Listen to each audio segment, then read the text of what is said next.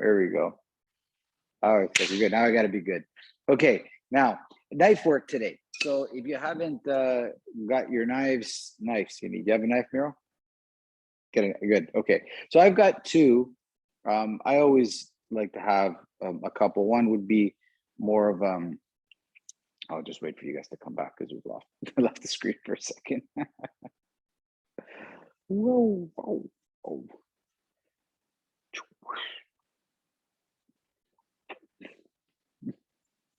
Awesome. Good. Yeah. So I usually run two knives, a training knife, and then this is still a training knife, but it's one knife that's real. It's real in weight. It's real in every aspect, except I've just dulled it up a little bit. So it's still, I mean, you could probably still kill with it, but it's a little bit duller. It's not razor sharp.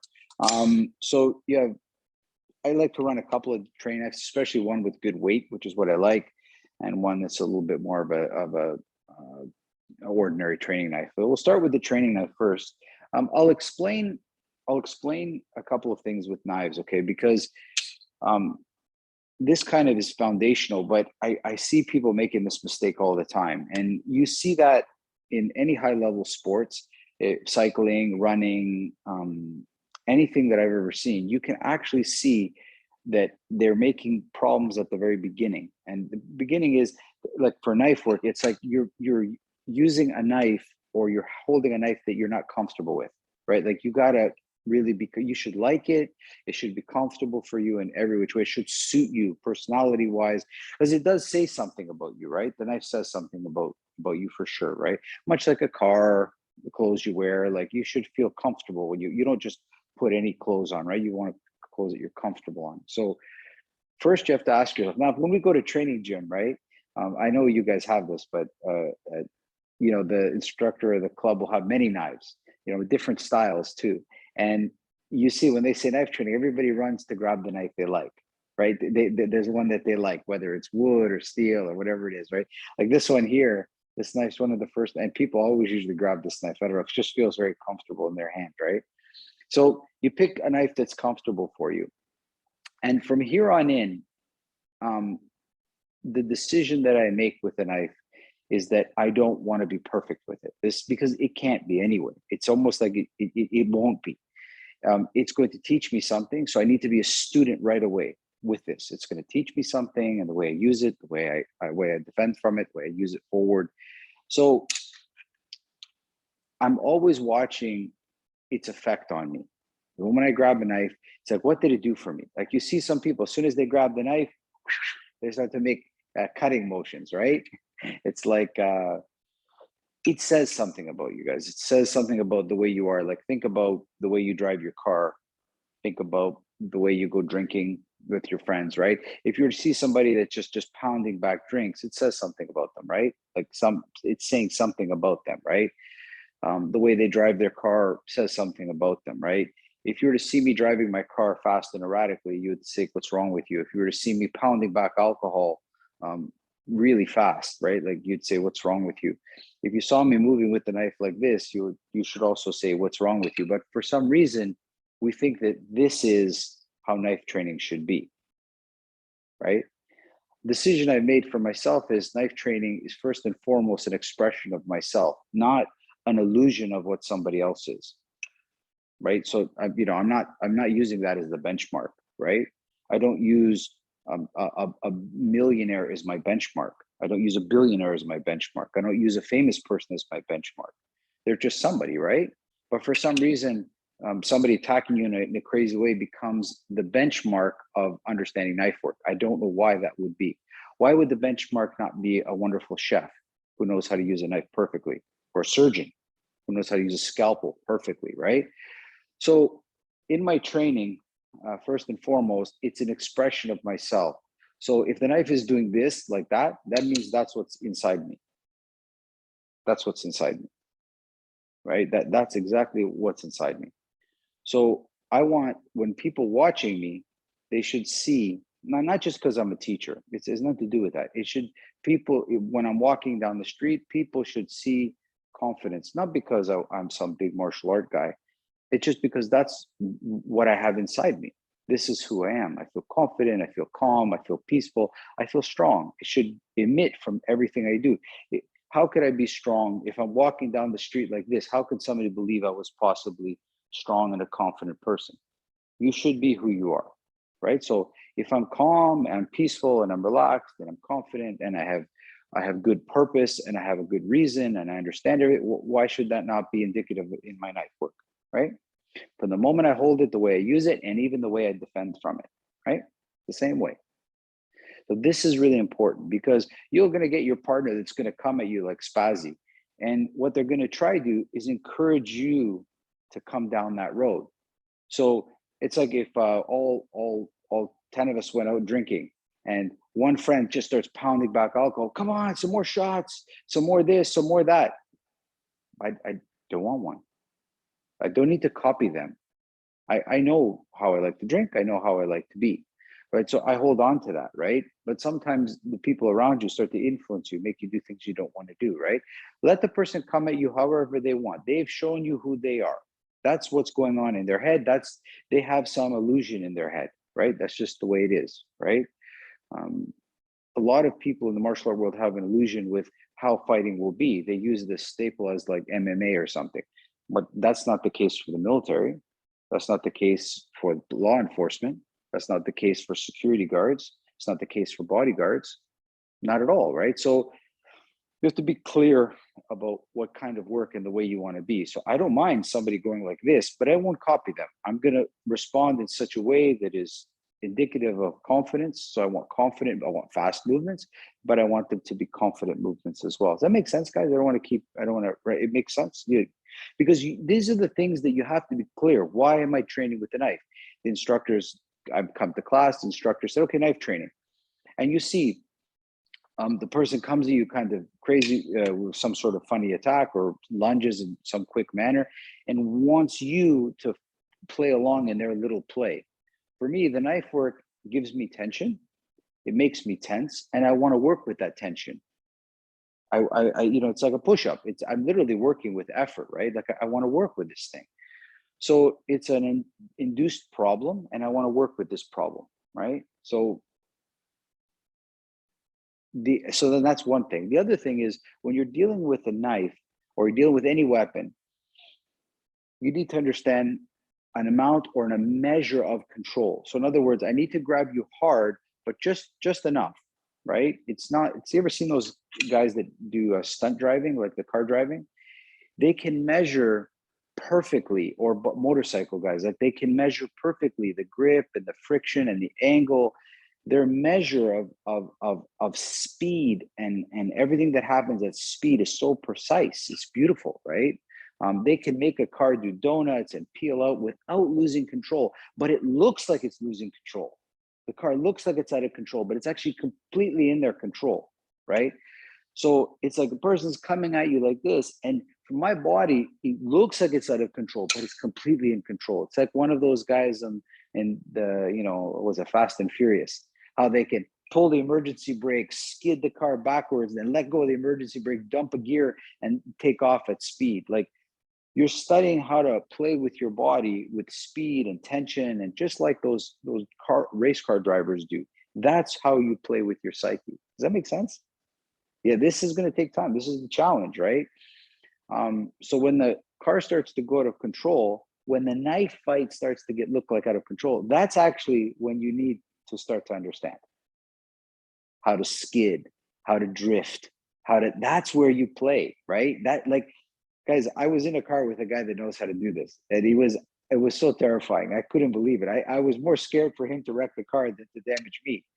But his understanding of how fast to go, and when he hits the brakes and turns the car, how it will drift and how it will skid, and where the traction will meet with the tires, how to go forward, how to go backwards, how to do donuts, 10 donuts and stop at the 11th and go, was amazing. Where I was terrified, he was in heaven. I realized this is the same. In knife fighting, we never take the chance to go in there and go. Does that make sense? This is really important for you guys to see, because so for me, when speed happens in knife fighting, That's when I want to drift. I want to skid. That's where I want to stop and start and learn how to turn myself and donuts and just everything that those car drivers do. That's really what I want to do, right? Much like an acrobat, right? You know, an acrobat, when they start to do their flips and somersaults, that's where I get terrified. That's where they relax and express themselves, right? So we need to be in the middle of that place. So I actually hope that you have those partners that challenge you like that. But the mindset has to be clearly for you, not to worry as you're getting hit with the knife in training, not to get worried about that. That's not the stuff you're looking for. That's their expression. Your expression should be, how do I play in there? How do I do all those fancy things like I just explained? Like, how do I grab the knife but be able to turn it? How am I able to manipulate the wrist, not panic and freak out in the middle of the donut? Okay, so we really need to play there. Now, that's one thing. The second thing that happens when you're not going to get wounded like with a knife, but you know, when the knife hits you, right? This idea in your head comes like, I'm wounded, like I've been hurt, right? This is a big mistake. You have two choices when those things happen: wounded ego, wounded body. You can become wounded or hurt, or you can become wise. That's your choice. Those are the choices you have to make. So when people hit me, I didn't think, oh my God, you got me. You know, I might make some sound effects for some fun, like, but in my mind, I'm getting wise. What did that teach me?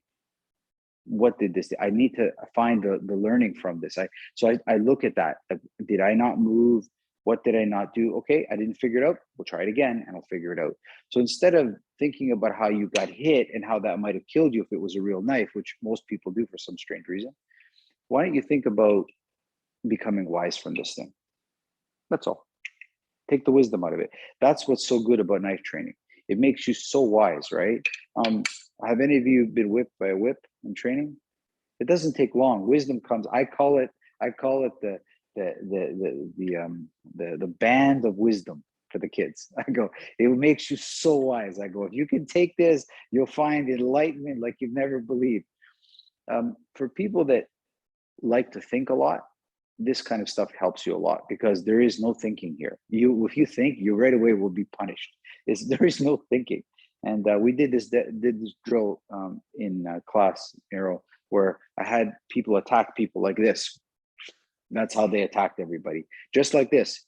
And the person had to go forward and deal with that. And you realize that when you're faced with a person that's doing that, the only real thing you can do is go forward. And you're going to take some damage onto the arms. I mean, if you can run away, you run, of course, these kind of things. But if you can find a weapon, find a weapon. But if there's no other option, if you must control the situation, you have to go forward and just take the damage and deal with it. But you cannot play defense on that situation. You just can't, right?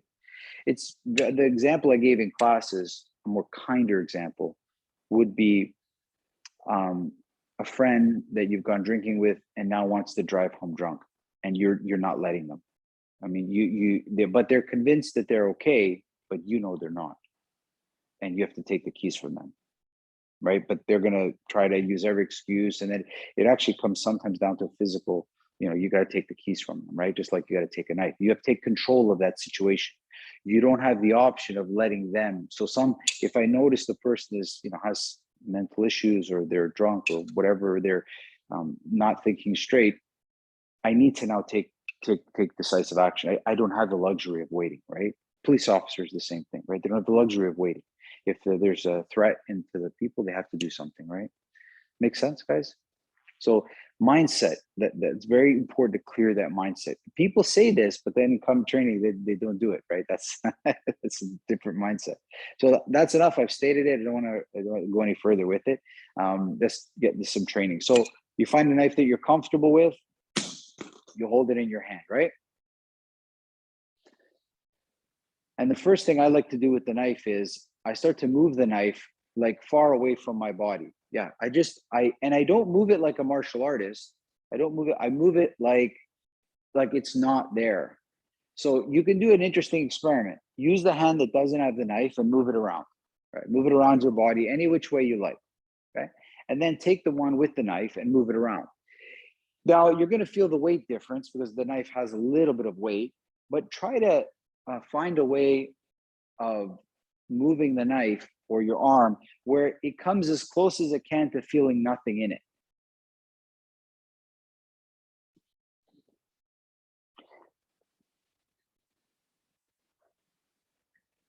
Now is a good time. Just show you my grip. Now is a good time to understand to grip the knife only with the amount of pressure you need so that it doesn't come flying out. So I'm not gripping it very tight. I'm holding it just tight enough, and you can see some of my fingers are quite loose, right? I'm holding it light enough that it won't fly out of my hand if I give it some speed or give it some movement, right? So I realized actually I don't need to hold the knife very tight at all, to be honest with you. Like I've got it like that right now. Like it's you know, I a couple of fingers, that's all I really need, right? So I start to make some nice movements, big movements. Yeah, they're not small, but they're big movements. Now, you could think about just moving your arm, or you could think about maybe, I don't know, think about 5 or 6 people around you, and you have to keep everybody at bay. So it's like you have to cover a distance all around you. So 360 degrees, right?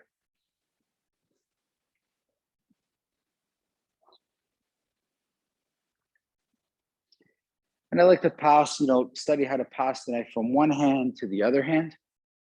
Okay. Now, it's easy now, or not so difficult now, but later on, if there's people around you, you'll see that it gets a little bit tense. So I like to move my arms.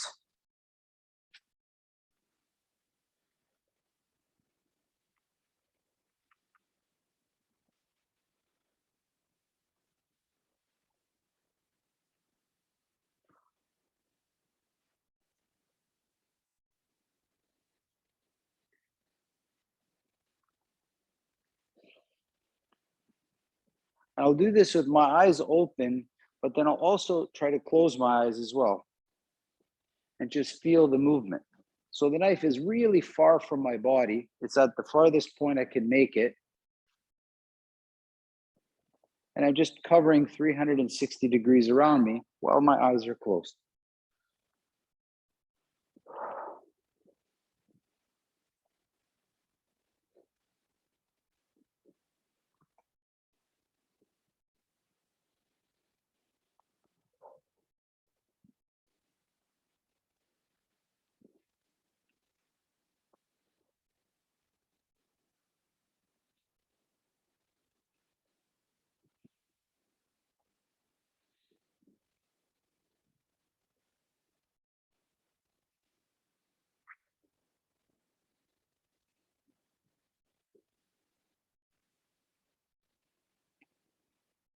Awesome. Good.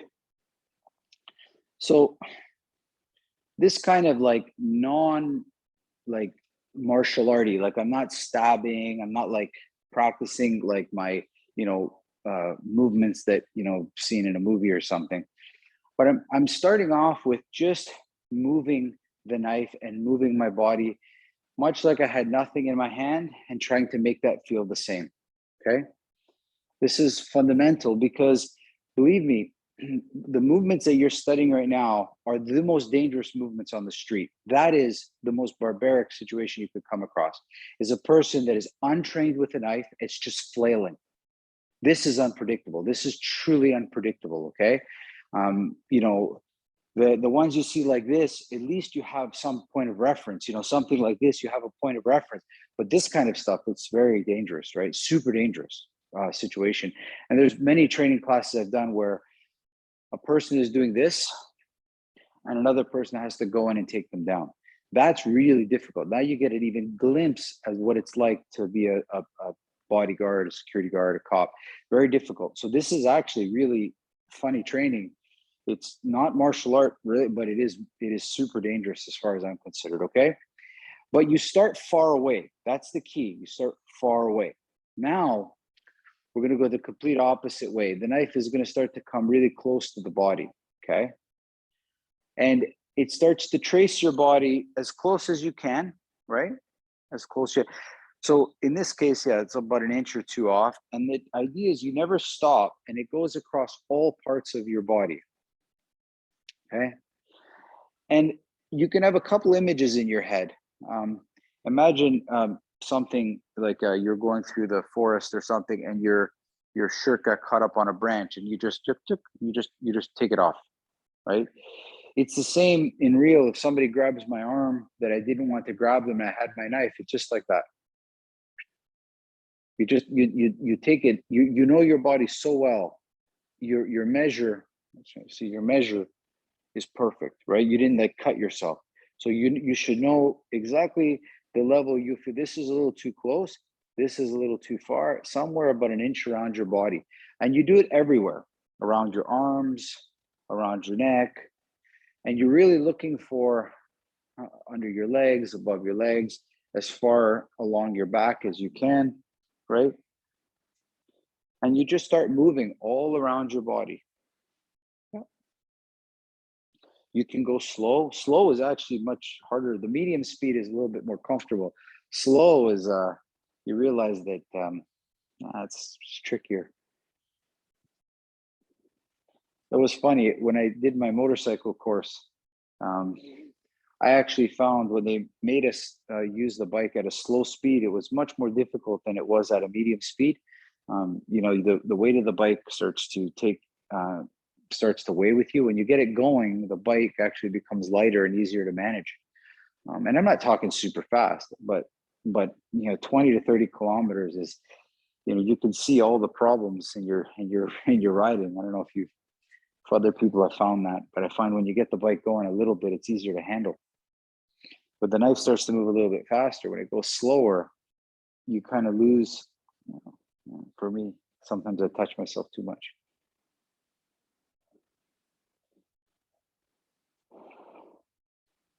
And make sure you're switching hands. And you can even switch to different grips, right? Like it'd be like reverse grip or.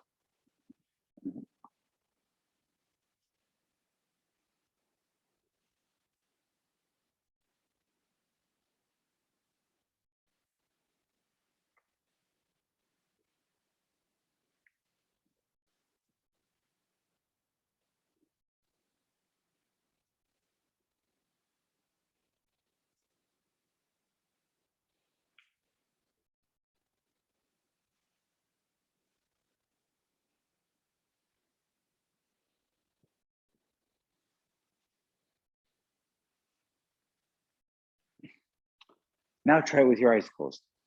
Try with your eyes closed. Yeah. Don't worry. If you have a real knife, okay, maybe a little bit of worry, but generally eyes closed. Yeah. As close as you can, and try to see where the hiccups are. Like, you know, it really, in theory, should be no difference because it's too close for you to see anyway. So it shouldn't feel too bad.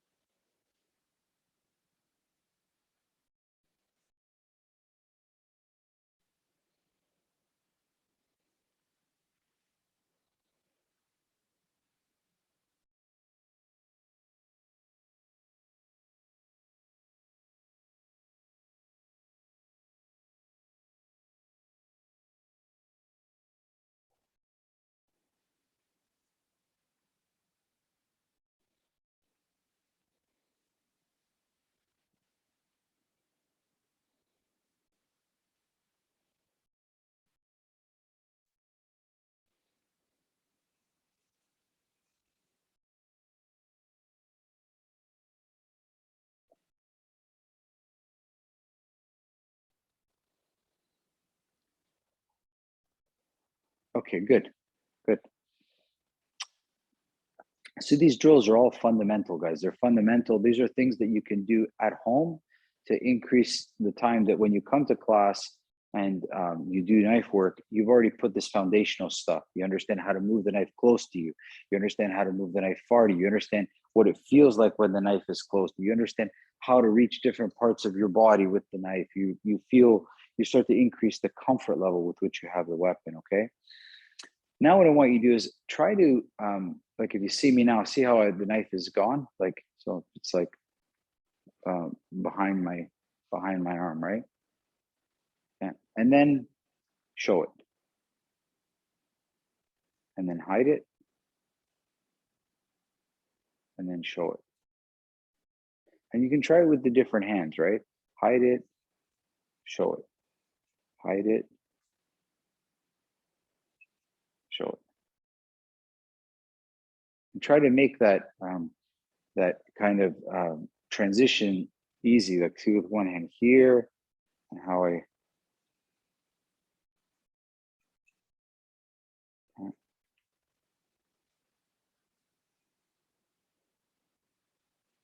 So you do with the same hand, right? And what's nice about this is you start to learn how to move the hand from one grip to the other grip, because that's also a skill, right? You might, this grip, this way of holding it might be advantageous. This way might be more of it. This to me, very barbaric. This is real serious work. If you see somebody with a knife like this, they're not playing around, okay? Like this, they just want you maybe to stay away, right? Maybe. Like this, there is no defensive aspect. This is like, yeah, it's quite serious work, right? So I study how to move it in one hand. And then later I start to involve my second hand. So I'm going to show you what it looks like. So there's the back of my hand, right? The other hand, my other hand comes in like that, and it moves the knife into it. So watch again. So it's like the hand slides up and it comes in. Watch again. It slides up and comes in. So if I'm here, the knife is behind my hand. This hand slides in and it's in the hand. Yeah. So it's behind my arm, close. The other hand slides. Yeah.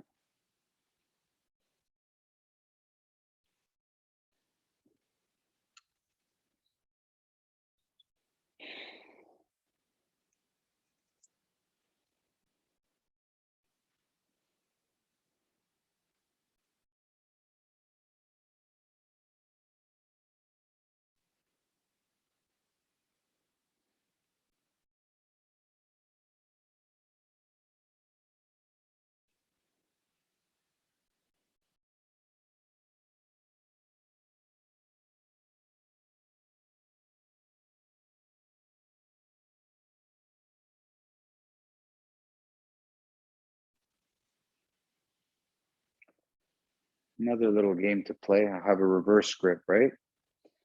The other hand comes on top, thumb down, and turns it. So it rolls and ends up in hands. This is one way of how to switch from one hand to the other hand. From one hand.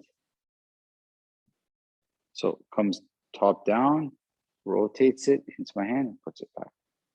Yeah. Mm-hmm.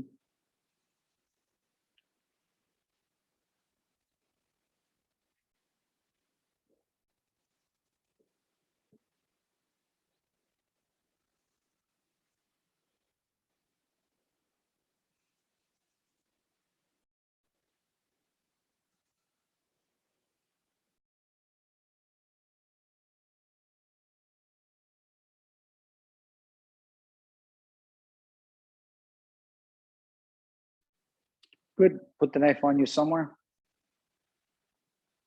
Yeah. Don't hide it. Just where you feel kind of comfortable, right? Now, in one nice motion, move it. And one nice motion, put it back. Try not to stumble. For you, it should be really natural. And it's important to look at this move, guys. Watch this in, right? Usually before somebody removes a knife, if they're hiding it, there's a move and then the pull, right? So if I have the knife behind me, say I put it behind my back, there's usually a move and then they remove it, okay? There's always like a person with a gun. There's a move and then there's an action, right? So you want to pay attention to the movement, right? So tomorrow, when I see somebody doing this movement, right? Where have you seen this movement? This movement is somewhere, not martial arts. Where have you seen that movement?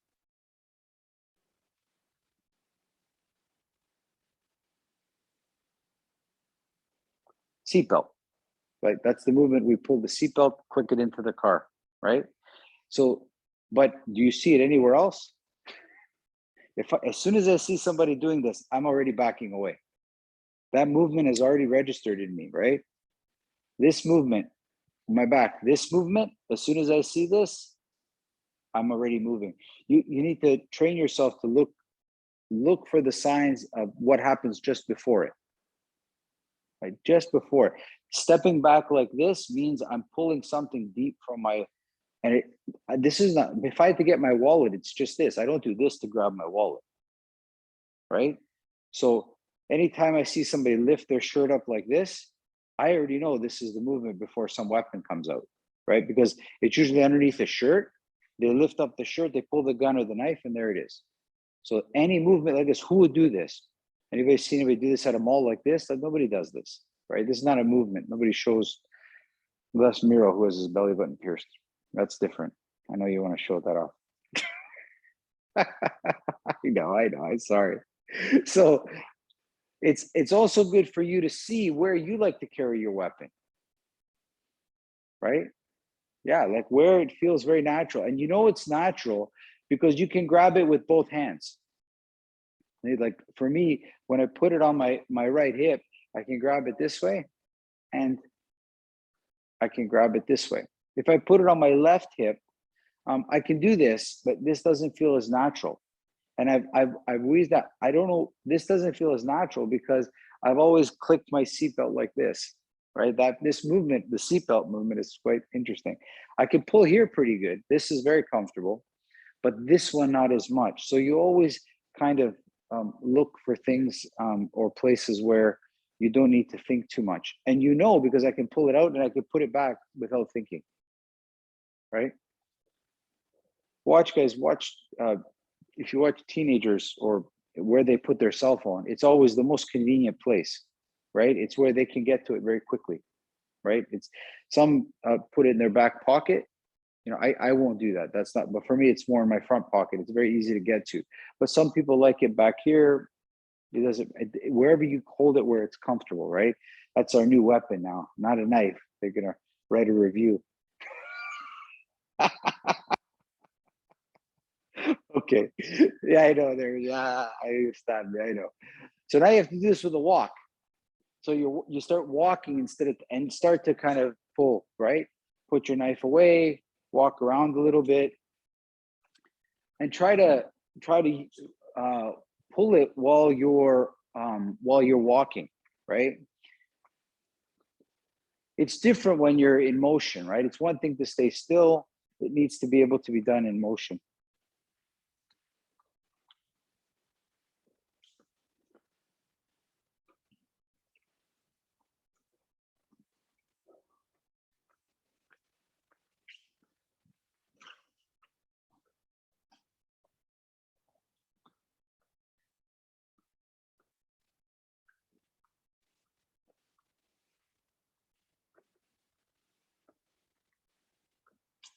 Awesome.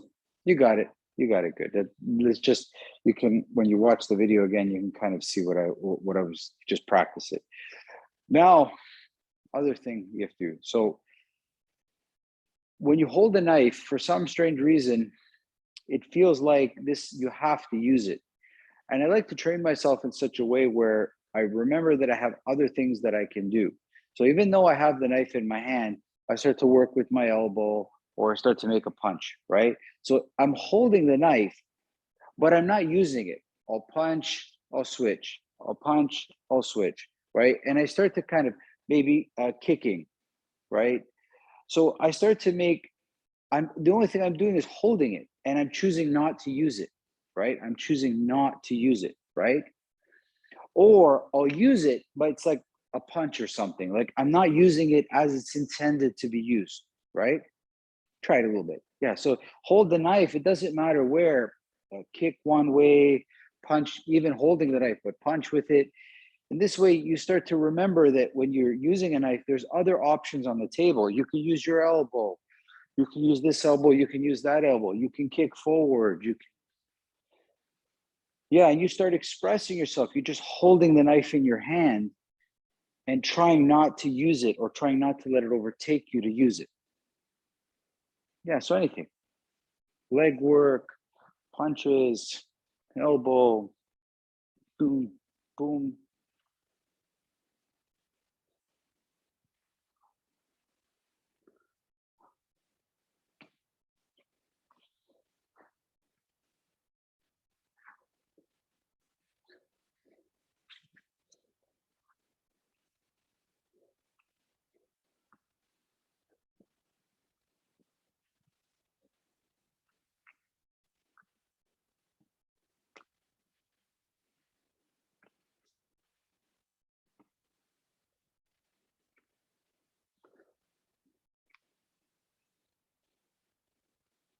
Good, guys, good. Now, some of you, I'm just gonna walk over here.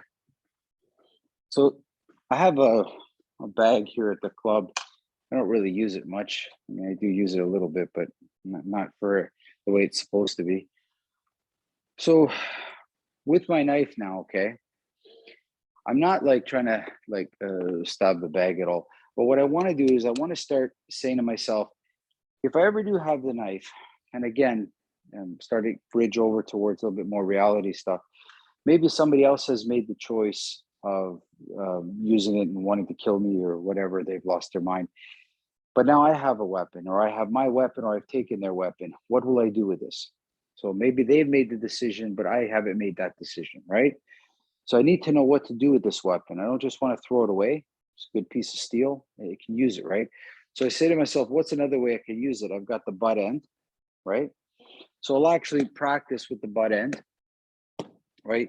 Different ways, different grips, right? Groin, ribs, face, right? You can start, and because I'm practicing it, I will remember it, okay? The other way you can use is the side of the knife, okay? So this is also highly effective, right? It's effective because I'm not using the point, I'm not using the sharp edges of it, but I'm using the hard spot, right? So forehead or nose, like somewhere here, chest, collarbone, elbows, ribs, jaw, top of the head, right? In many cases, you know, one of these, like just to the top of the head, guys, it stuns a person, right? In their mind, they haven't been stabbed, but you've used the knife. In their mind, they've used it. Like you've used it. Like that's far too close for them to be comfortable. So understanding how to hit, or you know, the on parts of the body is a good place, because I actually know a lot of you, a lot of students that have trained with me, have seen how much I use the side of the knife and use the butt end, right? Some knives have a hilt. They have this part here. That's also very usable. That's on my other knife. I have that. I have a good butt end and I have a good hilt. That's one of the things I look for in a knife, because I look for good weight and thickness so that I can work with the side. I look for a good butt end so that I can hit with it. And I look for a good hilt so I can use as well. This is highly effective, okay? Because I most likely won't use the stabbing or cutting motion, right? I usually won't, right? So I like to get up on a bag and just practice, you know, like side of the head, top of the head, bridge of the nose, again, groin, ribs and elbow kind of area, top of the forearm, even right into the knuckles, right? So practicing using the side and also the butt end is also a thing you want to use, and from different positions, right? You can, like, you know, under the chin, side of the head, top of the head, groin. Like, you want to think about the different parts that you can use and practice that. Okay. You have a question, Kay, at all? Looks like you have a question. No, you're good. Yeah, just play with all parts of the knife, like how it's not intended to be used.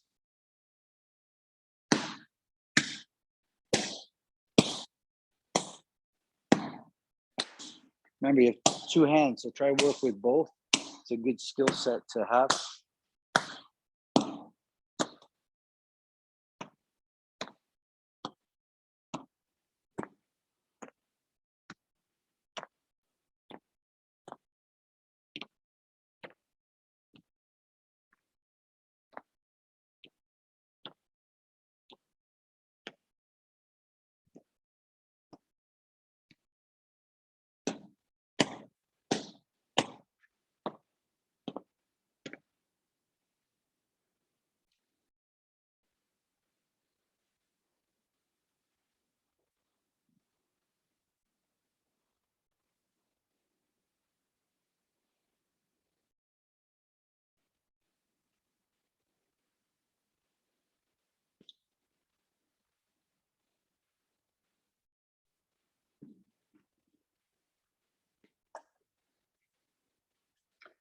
Okay.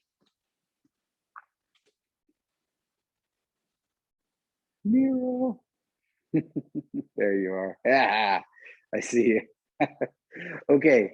So as you can see, the way I 3/4 of my training is like is everything but the way you're using a knife. Is everything but. So it's like side of the knife, other side of the here, moving it around me like a non-martial artist, understanding how to strike and do other things while I'm holding a knife, not using the knife. Like again, mastery to me is a measure. It's not necessarily an ability. A master is a good at measuring their effort just enough, right? Again, think of that stunt car driver. Think of what makes a master. He understands the weight of the car, the friction of the tires, how to spin it. He understands to measure how much effort to make the vehicle perform in such a way that is really unprecedented. If you want to do these fancy things with the knife, or you want to be able to understand how to play with the knife, you need to practice what to do with it, right? This is practicing what to do. Now, stabbing, okay? You also need to practice precision. So if you're going to use the knife as it's intended, like a stabbing motion or slashing motion, you need to practice, okay? And it's always good to practice on a wall that you don't love too much. Like don't do it on your dining room wall, right? So I'm trying to go to a stabbing motion, and I've already picked my little spot here, right? So I'm trying to build some accuracy. I don't just want to lunge forward, but I want to be very, very precise, and I want to get there. And what I want to do is get there with some speed, and I'm only okay with a light touch. I'm not slamming into the wall, right? I want to just get there with like a millimeter to spare. So I'm building some accuracy. The same with these lines. I don't know if you can see the lines here on the camera. It's his line, and I'm trying to also do the same with my slash. So as the motion comes, listen to it if you can hear it. You hear that, right? Okay, so it's just before. I'm literally just a tiny noise. I'm not really like, I'm not totally going on it. This way you start to see, can I touch this spot? Like, do I have that kind of accuracy? Because if you are going to use the weapon as it's intended, you should be accurate with it, right? You should know exactly where it's going, whether it's a lunge, like whether it's a thrust, or whether it's a slash. You should know, you should be able to measure it perfectly, okay? And that's trainable. You just have to train it. Just find something and go. Left, right, pointing, slashing, movements, and understand how to work with them, right?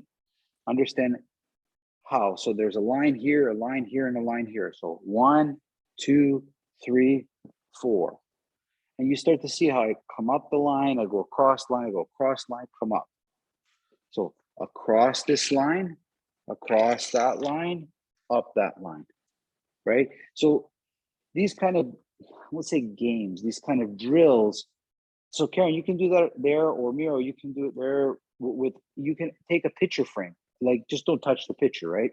You gotta start to make motions with your knife towards them and get as close as you can and try to build up as much speed as you can to get there.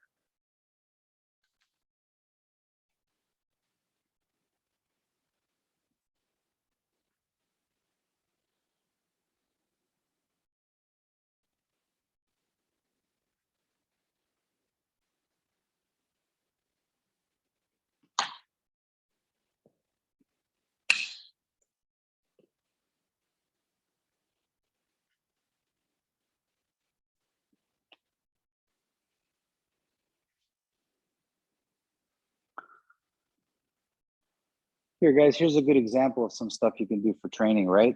So this is like, I don't know, it's like a pillar in the middle of the club. You see it there. So I'm just at the edge of it. Okay, I'm just at the edge of it. So here's a perfect example. It's a perfect measure for me, right? So I'm here, and it's right away, I'm trying to stay as close as I can, right? Whether it's down slash, up slash, right? You can see how close. I'm in front of it, I'm beside it, I'm up it, I'm down it. And I'm really close, right? So I can see, am I far away? Am I hitting it? I want to get real close, right? So you can do that at doorway of your house, any doorway, right? and just work with as much speed as you can that you can control without hitting the doorway or hitting the frame. Good questions? No? Try it. Yeah, doorways are great. You can practice that will start to build some more accuracy with your work.